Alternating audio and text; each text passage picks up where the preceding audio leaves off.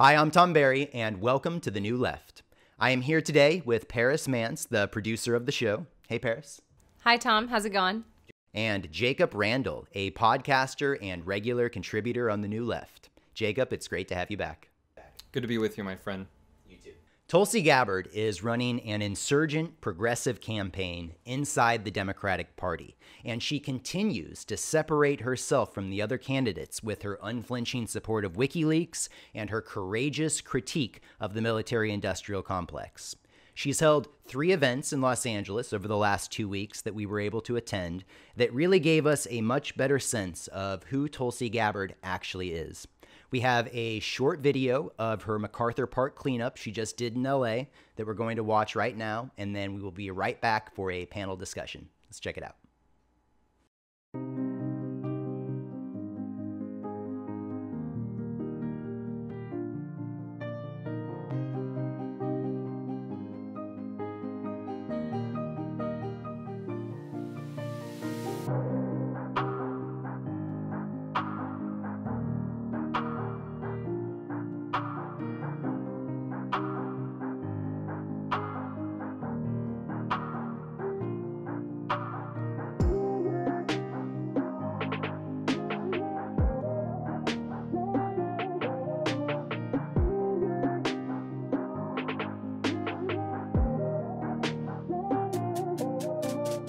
I'm privileged, I'm honored and grateful to be here with all of you. We're going to have a great afternoon. We're going to go and clean up and do what we can here at MacArthur Park. But this is exactly how we're making this happen. Day by day, person by person, building this movement for peace here at home and abroad. Building that bright future for everyone. Thank you all so much for being here. Thank you for your support. Aloha. I feel fortunate to have experienced from a young age that I was happiest when I was doing things for other people. You know, growing up in Hawaii, the outdoors was our playground, surfing and hiking and having fun. I just, you know, there were different things. You know, I would gather together with my friends. We'd go and clean up the beach on the weekends. Because we get frustrated and get kind of pissed off when we would show up at the beach and see a bunch of trash lying around. And not just saying, hey, why isn't somebody else picking it up, but just saying, hey, let's do something about it. It was deeply rewarding to know that I could do something about it, that I could make that change. Not just to make it better for us, but to make it better for everyone. So I didn't know when I was younger what path I would take in my life, but I did know for sure that I wanted to find a way to continue that, to choose a path of service. And to me, I think that's the beautiful thing about service, is there are so many ways that each of us in our own lives can make that choice. That it's not limited to, hey, I want to work at a nonprofit or be a teacher or a firefighter or join the military or run for office. And whether you're in business or education or healthcare or anything, really, it's really about what's in our hearts and making that choice to dedicate our skills and time and energy into the service of others and recognizing that's where we find real happiness.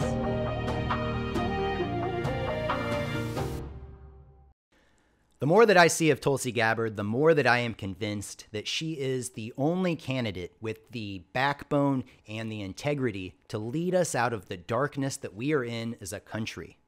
She has this amazing duality of character that I have never seen in a candidate before, where every issue she meets with a sense of compassion and empathy and understanding. She actually listens to the people that she represents. But Tulsi has the heart of a soldier who runs towards the fighting and not away from it. A soldier that is willing to pay the ultimate price to defend the people of this country and the ideals that we all hold dear. She is the most progressive candidate in the race right now, and the media has smeared her relentlessly ever since she announced her campaign. Why do you guys think that the media refuses to acknowledge Tulsi for the progressive that she actually is? For some reason, they cling to this like, well, she's a veteran, and veterans, they're all about war. It's like completely ignore her message. They almost don't see the significance of the message and the significance of the threat of nuclear war, which is exactly why I think Tulsi is attracting so much grassroots attention. It speaks to the integrity of Tulsi Gabbard because she is the only one out there taking on the darkest and scariest part of who we are as a country. And that is the war that we are waging all across this planet. We are in 8 wars right now, and we have U.S. troops fighting and dying in 14 different countries. In 2016 alone, we dropped 26,000 bombs on the planet. We have killed millions of people, and we have displaced tens of millions of people as refugees. 1 out of every 3 people on the planet has had their country bombed by the United States of America, and we have spent $7 trillion on these wars. That is enough money that we could have given $1,000 to every single person on the planet. Imagine the peace that we could have ushered into this world if we had spent that money helping instead of killing. But we are in a very dark place as a country right now, and Tulsi Gabbard is the only one out there on the front lines that is making us feel the pain and destruction that we are actually causing. And we need to realize the sacrifice that our service members are making by dying in these unreported wars. There was a moment in Tulsi's town hall where she talked about how our tax money is what is paying for these wars, that I paid for these wars, and you paid for these wars. We are all complicit in the killing of millions of people together, and we need to understand that. She's the only one that's speaking out against the military-industrial complex like this. Not even Bernie Sanders is willing to do this. Bernie wouldn't even stand with journalists last week when Julian Assange was arrested. And Bernie Sanders is rightfully getting some criticism for it. And you have to understand, I admire Bernie Sanders. I am a supporter. You saw me in the last video gushing about the rally here in Los Angeles, and we want to see him go as far as he possibly can. But something that I hope that the left, that progressives and independents and that everybody understands is that it is our responsibility to criticize our leaders, and especially the ones that we support, because we believe and should believe that they are our representatives, and they will respond to our criticisms, respond to our needs and requests. So if we raise our voices loud enough, as I've seen people doing toward Bernie Sanders and his silence over Julian Assange in the last 24 hours, if we raise our voices loud enough, they will hear us, and that is why we believe in them in the first place, because they're true representatives. And Tulsi Gabbard is not afraid.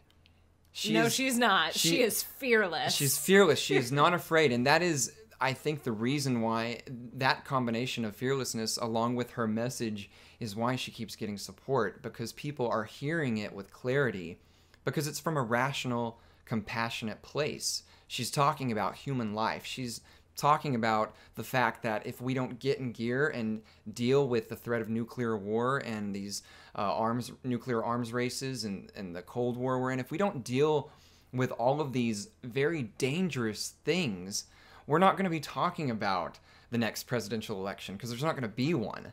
And it's a real threat, and we know that from her real experiences in Hawaii and with the threat that came, the nuclear threat that came to Hawaii that turned out to be false, but was still very terrifying and disturbing to the population there.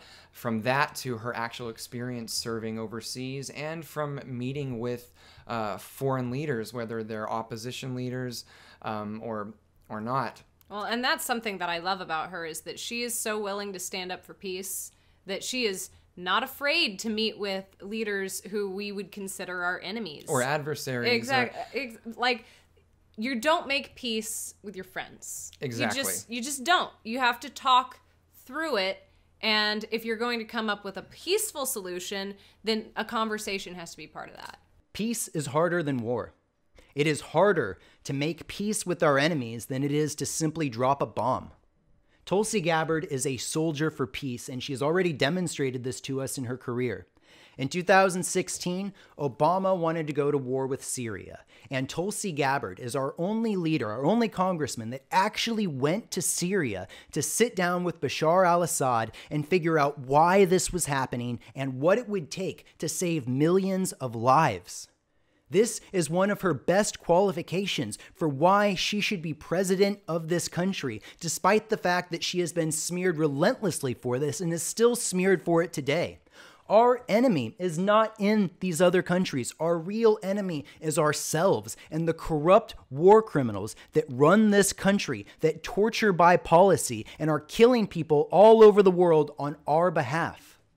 And something that's important to remember is that the wars that we're in, whether you agree with them or not, and frankly, I think you should disagree with them, but the end result we're seeing time and time again after well, not even the end result, but as we get further into each of these wars, the information that's coming out in these document leaks through entities like WikiLeaks reveals that we're not just paying for wars and bombing people and hurting people and these unjust military actions, but we're committing war crimes while we do it.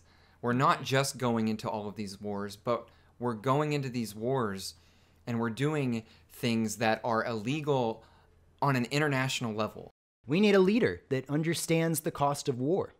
Tulsi Gabbard is not running her election just to push the other candidates to the left. She is running to win. She is running out of a sense of service because she believes that she can save this country. Tulsi has been a lifelong leader, and that's something that we had a little bit more insight into tonight. Just when she always does these things, she always sets herself out as a leader, and she is running to win the presidency. I agree with that, but she's not running to be president because she wants that title, and she's made that clear before. She is a real leader. She started picking up trash on the beach when she was like a teenager. Which is incredible. That was part of an answer to a question that you got to ask her. Right. It was really exciting. And she's been doing that kind of stuff her entire life because she looks around and sees that sees that no one else is doing it. And that's what a leader is. A leader doesn't come to a problem and look for someone else to fix it. They look at the problem and decide that they're going to fix it. And that's what she always does. Is there anything else that you guys want to share about Tulsi or her rallies before we leave? I mean, we've been really serious in this video here, but it was actually a really fun rally. We had a great time. We got to meet Tulsi. We got to take a picture with her. She was incredibly kind, incredibly gracious with everybody there, and that was a nice reminder. She's serious. She has something to say, and it's really important. But she's very human and very approachable, and she takes her time with everybody that she meets. It was really nice to see. And the rally was really fun. We ended up meeting some really nice people at both of them, making some cool connections, and it was just really heartwarming to see such a supportive crowd. They really want to surround Tulsi with their love and support, so I love to see that. Thank you both so much for being here today. Jacob, where can people find you and follow you on social media? You can find me on Twitter at JacobGotAway. Give me a follow. I'm always tweeting about Tulsi, about Bernie, about progressive issues, about the media, and we all need to connect, so give me a follow and we can talk. Thank you so much for watching. We are going to leave you with a montage video of one of Tulsi Gabbard's rallies that we put together, and we may end up posting both of these montage videos as separate clips in the future. Thank you so much again, and have a great night.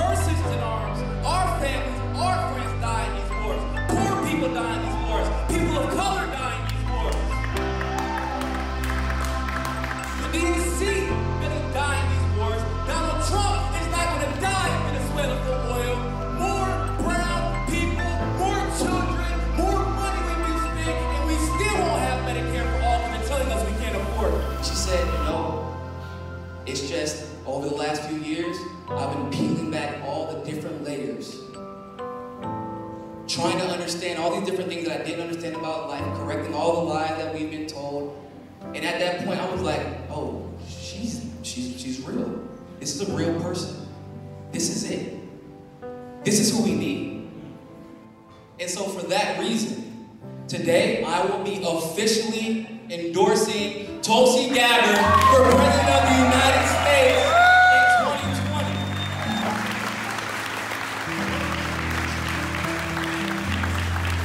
It is when we stand together, motivated by this spirit of aloha and care for one another, that we can bring about real change to fix this broken and corrupt healthcare system that allows corporations to make money off the backs of sick people in this country. It is unacceptable. It is unacceptable that we all spend far more on healthcare in this country than any other country in the world, lest we see worse outcomes. We see sick people in this country who still can't get the care that they need. That's why I support Medicare for all, and that's how I know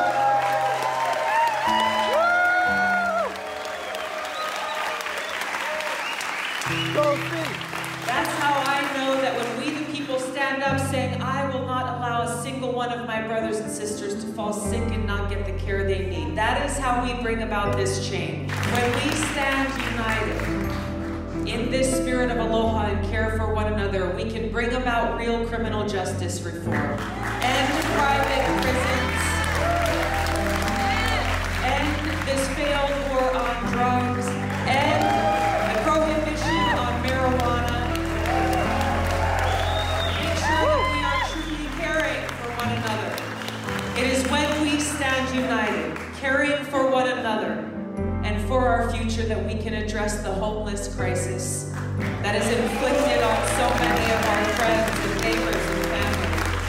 When we stand united, we can make bold investments in green, sustainable infrastructure to rebuild this country. To make it so that there is no person, whether it be in Flint, Michigan, or in any community in this country, that no one is being poisoned by the water that is coming out of their town.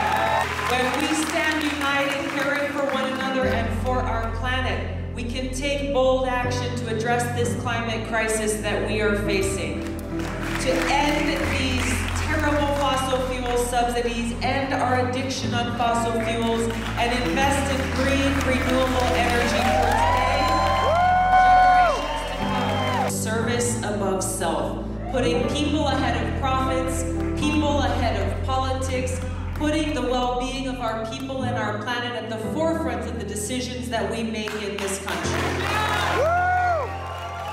This is the change I seek to bring to the White House, to bring these values that are the heart of every soldier, of every service member, the values of service above self, back to the White House. The principles of honor and integrity and respect, back to the presidency. So that our White House becomes that beacon of light and hope and opportunity and justice and respect and equality for every single person in this country. Thank you so much. Thank you for standing with me in this movement. Thank you.